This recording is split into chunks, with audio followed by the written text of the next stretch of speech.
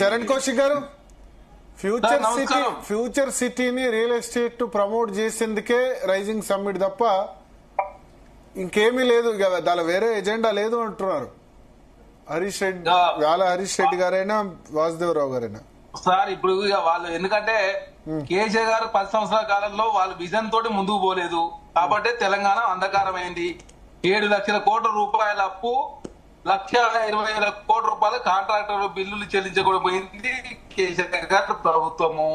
అదే కాకుండా నరేంద్ర మోడీ గారి ప్రభుత్వం కూడా చాలా స్పష్టంగా తెలంగాణకు ప్రత్యేక సాయం అయితే చేయడం లేదు. ఎందుకంటే బీహార్ కి ఇచ్చినట్టు 59,000 కోట్ల రూపాయలు ఇవ్వలేదు, ఆంధ్ర రాష్ట్రానికి ఇచ్చినట్టు 1,00,000 కోట్ల రూపాయలు ఇవ్వలేదు.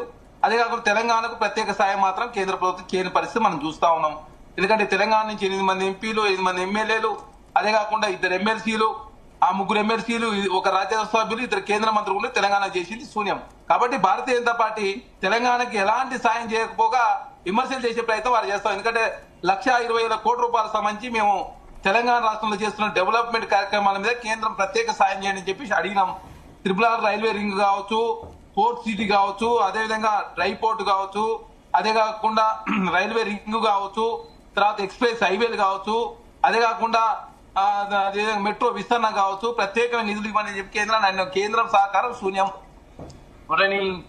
కేంద్రం సహకారం శూన్యం. కాబట్టి కాంగ్రెస్ పార్టీగా ఒకటే అడుగుతా ఉన్నాం, కేంద్ర ప్రభుత్వం సహకారం అందించకుండా తెలంగాణకు తీవ్ర అన్యాయం చేస్తూ, తెలంగాణకు సౌతి తల్లి ప్రేమ చూపిస్తూ తెలంగాణ రాష్ట్రంలో అభివృద్ధిని అడ్డుకునే ప్రయత్నం కేంద్ర ప్రభుత్వం చేస్తా ఉంది. కాబట్టి ఇప్పటికైనా కేంద్ర ప్రభుత్వం తెలంగాణకు ప్రత్యేకమైన సాయం అందించాలని చెప్పి కాంగ్రెస్ పార్టీ చాలా సందర్భాల్లో ముఖ్యమంత్రి గారు అభ్యర్థించినప్పటికీ కేంద్రం సహకారం శూన్యం. అదే కాకుండా తెలంగాణ రాష్ట్రానికి ఒప్పందంలో భాగంగా 41 పైసలు ఇవ్వాలి, 38 పైసలు ఇస్తూ ఇంకా 3 పైసల రూపాయలు కేంద్రం ఇవ్వకుండా తాసారం చేస్తా ఉంది. ప్రత్యేక నిధి ఇవ్వకపోగా తెలంగాణకు ఏదైతే నీతి ఆయోగ్ సిఫారసు ఉన్నదో దానిలో భాగంగా ఇంకా 3 పైసలు కేంద్రం దగ్గర పెండింగ్ ఉన్నాయి.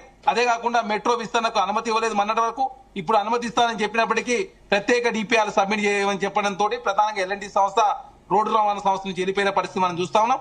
కేంద్రమో రాష్ట్రమో టేక్ ఓవర్ చేయండి, ఖచ్చితంగా దానికి అనుమతిస్తానని చెప్పడంతో రాష్ట్ర ప్రభుత్వమే టేక్ ఓవర్ చేయడానికి సిద్ధమైంది. కాబట్టి రైజింగ్ తెలంగాణ పేరు మీద $3 ట్రిలియన్ ఆర్థిక వ్యవస్థను చేసుకునే ప్రయత్నంలో భాగంగా 2047 ప్రణాళికలతో ముందుకు పోతా ఉన్నారు. 2037 వరకు $1 ట్రిలియన్, 2047 వరకు 1 కోటి ఉద్యోగాల కల్పన లక్ష్యంతో తెలంగాణ రాష్ట్రంలో కాంగ్రెస్ ప్రభుత్వం ముందుకు పోతా ఉంది.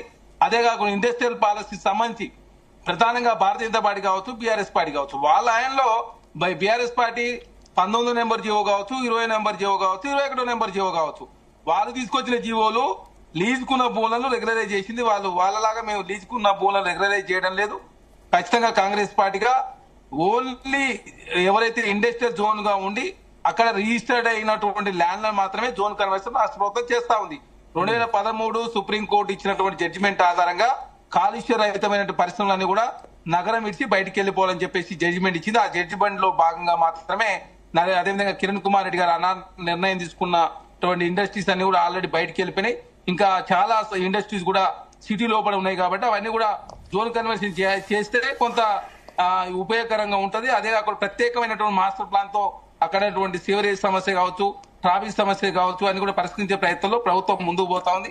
అదేవిధంగా వచ్చినటువంటి నిధులలో దాదాపు 25% నిధులు అక్కడ డెవలప్మెంట్ యాక్టివిటీస్ కోసం ఖర్చు పెట్టే ప్రయత్నంలో ప్రభుత్వం ముందుకు పోతా ఉంది. ఇప్పుడు ఇక్కడ ఇన్ఫ్రాస్ట్రక్చర్